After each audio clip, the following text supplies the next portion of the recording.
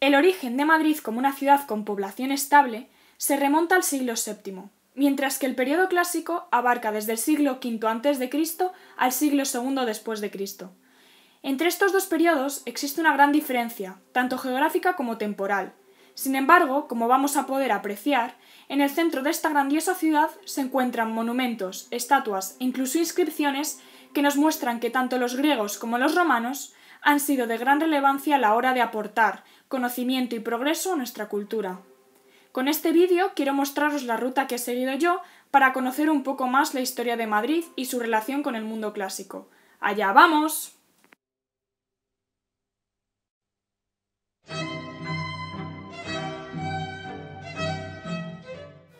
Esta estatua está situada en los Jardines del Buen Retiro, relativamente cerca del Paseo de Coches.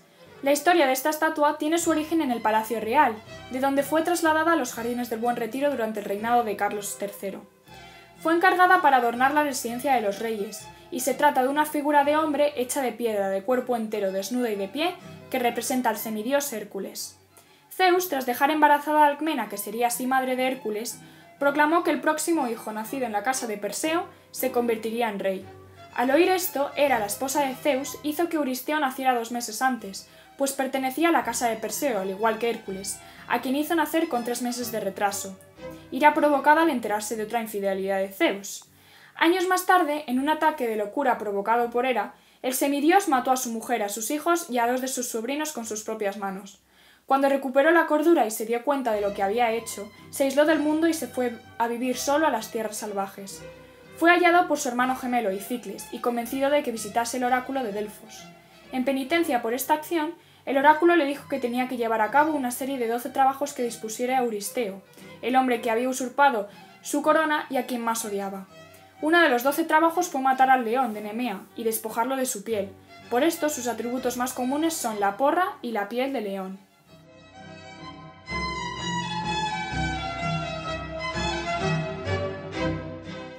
Estos dos monumentos están situados en el Museo Arqueológico de la calle Serrano, en la parte más cercana a la Plaza de Colón. La fachada del museo está compuesta por una doble fila de columnas.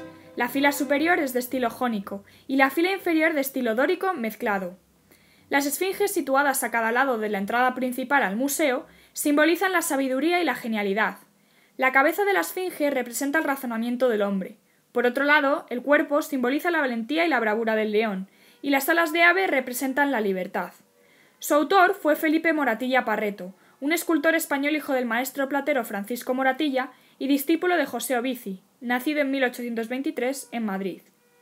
Gracias a su talento consiguió una beca de la Academia de San Fernando y se fue a Roma en 1848, donde permaneció largo tiempo y donde su escultura se vio claramente influenciada por los antiguos principios clásicos. En la mitología griega, la esfinge era un demonio que presagiaba mala suerte, muerte y destrucción. Hera envió a la esfinge a Tebas para castigar a la ciudad por el amor culpable que sentía Layo por Crisipo, hijo de Pélope. Se cree que esta fue la primera relación homosexual de la historia. Así la esfinge se estableció en una de las montañas al oeste de Tebas, y desde allí mataba a todos los hombres que estuvieran a su alcance.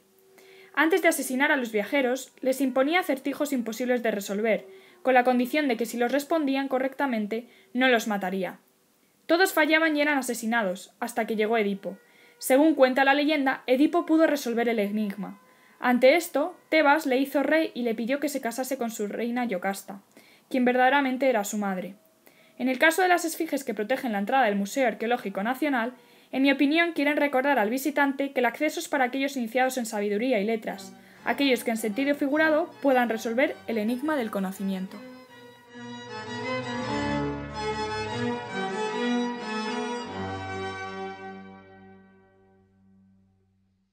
Este monumento está situado en lo alto del edificio de la Mutua madrileña del Paseo de la Castellana. Se trata de una representación del ave fénix y de un hombre atlético que intenta montarla. Este fue durante muchísimos años el símbolo de la compañía de seguros La Unión y el Fénix, a quien pertenecía el edificio de la Castellana antes de comprarlo la Mutua madrileña. Nos podemos encontrar un monumento similar en lo alto del edificio de la Metrópolis en la Gran Vía, puesto que este también, hace unos cuantos años, pertenecía a la compañía de seguros citada anteriormente. Este monumento en concreto fue construido por el arquitecto Luis Gutiérrez Soto, y el escultor Julián Lozano entre los años 1965 y 1971. Como curiosidad, fue edificado justo en el momento de cumplirse el centenario de la fundación de la Unión y el Fénix. Al ave fénix se le considera una criatura inmortal, ya que muere y renace de sus cenizas una y otra vez. Es un símbolo de resurrección y de renovación. Representa la esperanza después de que algo grave o de que alguna catástrofe haya sucedido. En mi opinión, podemos deducir que por esto mismo era el símbolo de una de las compañías más importantes de seguros. El fénix está presente en numerosos mitos, pero el más famoso es el de Ganímedes, en el cual este último fue secuestrado por Zeus en el monte Ida, en Frigia. Al enamorarse de instantáneamente y transformándose él mismo en un fénix, lo llevó al monte Olimpo.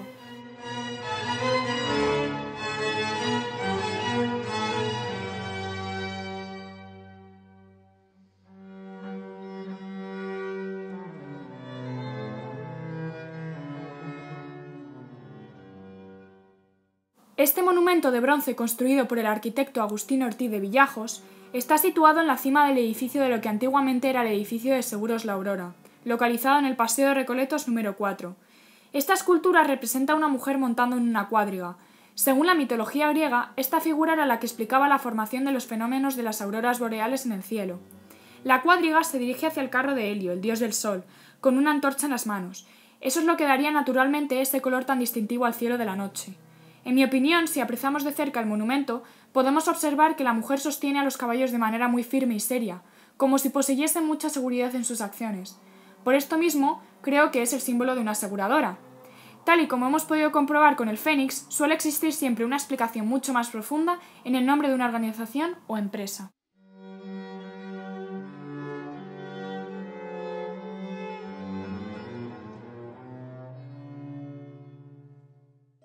Esta fuente, situada en el cruce entre el Paseo del Prado y la calle Alcalá, representa a la diosa Cibeles, símbolo de la tierra, la agricultura y la fecundidad, sobre un carro tirado por leones. La figura de la diosa Cibeles y las ruedas del carro fueron construidas por Francisco Gutiérrez Arribas, y los dos leones por el escultor Roberto Michel en la segunda mitad del siglo XVIII, cuando surgió en Europa la Ilustración y Carlos III vino de Italia fuertemente influenciado, haciendo una serie de reformas urbanísticas en el centro de la ciudad. La diosa Cibeles, como ya he mencionado, es la diosa de la tierra, la fecundidad y la agricultura. Por ello es representada con la cabeza coronada, con un cetro en la mano y las llaves de la ciudad en la otra. En la parte de atrás de la diosa están representados los amorcillos, que son unos niños que ayudaban a Cibeles a ocultar a Crono los llantos de su hijo Zeus. Los leones representan a los personajes mitológicos Hipómenes y Atalanta, que al cometer sacrilegio en el templo de Cibeles fueron castigados por Zeus, convirtiéndolos en leones y condenándoles a tirar eternamente del carro de la gran diosa.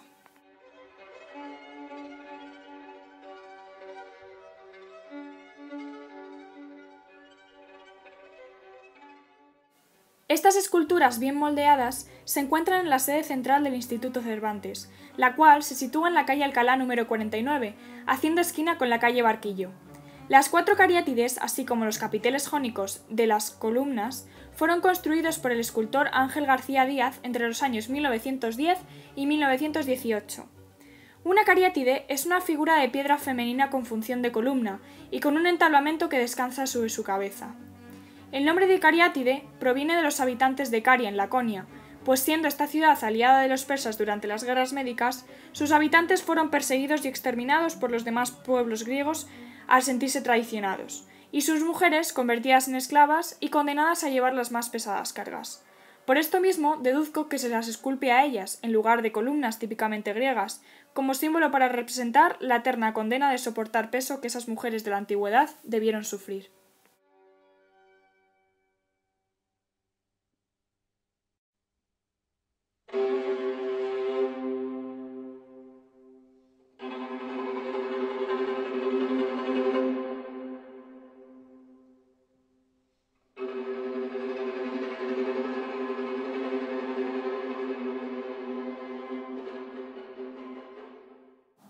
Este gran monumento se encuentra en el edificio del Círculo de Bellas Artes, situado en la calle Alcalá número 42.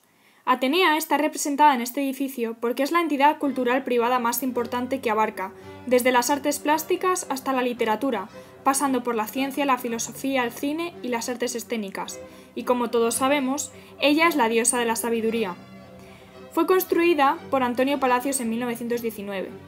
En la mitología griega, Atenea es la hija de Zeus y Metis, diosa de la sabiduría y de las artes, y consejera y protectora de la ciudad y de las instituciones políticas. Por ello, sus atributos son el escudo, la espada y la lanza. Según el mito, Zeus se tragó a Metis estando embarazada.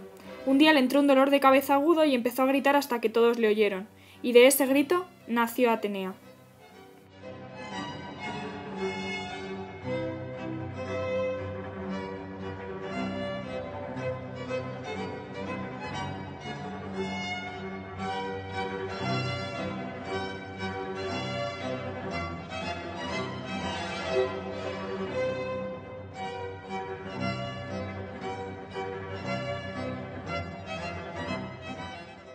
Esta fuente, situada en el centro de la plaza Cánovas del Castillo, representa a Neptuno con uno de sus atributos más destacados, el tridente. La escultura del dios se encuentra encima de un carro, que es tirado por 2 caballos y rodeado por todo tipo de criaturas marinas. Se trata de un monumento del neoclásico que fue diseñado por el arquitecto Ventura Rodríguez en 1782 y realizado por el escultor Juan Pascual de Mena.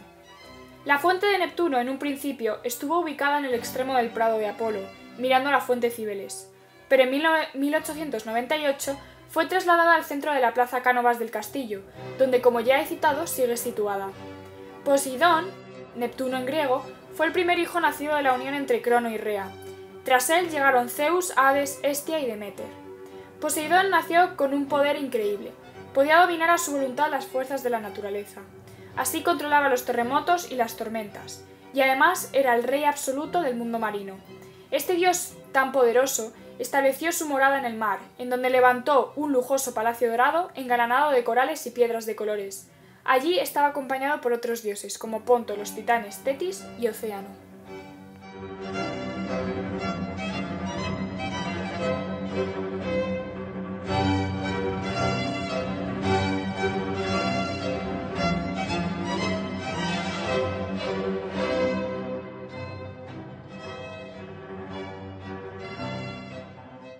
Esta serie de relieves se encuentran en la fachada principal del Museo del Prado, en el Paseo del Prado.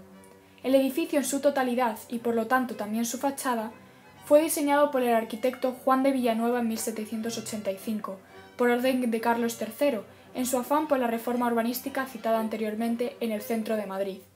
La parte central sobresale con una construcción que tiene 6 columnas de orden dórico. La fachada está formada por un frontón de características mitológicas en el que aparece el rey Fernando VII protegiendo las artes que le rodean. A los extremos se encuentran la escultura de los 5 dioses más importantes de los que hemos hablado hasta ahora: Hades, Atenea, Apolo, Hermes y Poseidón. Hemos tenido, sin embargo, mala suerte y no hemos podido ver la fachada real puesto que estaban en obras.